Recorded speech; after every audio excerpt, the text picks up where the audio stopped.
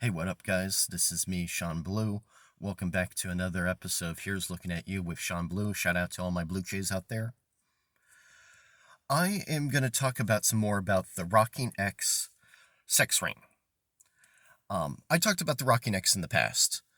I talked about they're a sex ring that sells boys.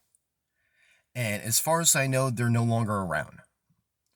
But obviously, there's other groups out there that are still operating just like the Rockin' X once was. So, who are just as bad. So,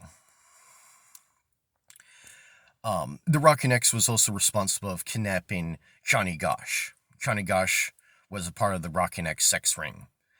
But another thing that I never mentioned about the Rockin' X before was that they would brand the kids. Maybe not all of them, but they would brand most of the kids. Meaning, it was weird because I saw a documentary about this one pimp that would do that to grown women. He would have like his little symbol tattooed on all the women that he was pimping out. And when I was watching about the Rockin' X and learning more about the Rockin' X, it triggered me. It reminded me of oh my god, just like how that one pimp was doing to those women, the Rockin' X sex ring was doing to these boys, these little boys, where they would tattoo it would look like a rocking horse. It would be the little rocker on the bottom, but instead of a horse, it would just be an X. So it would be the little rocker and an X on top of the rocker.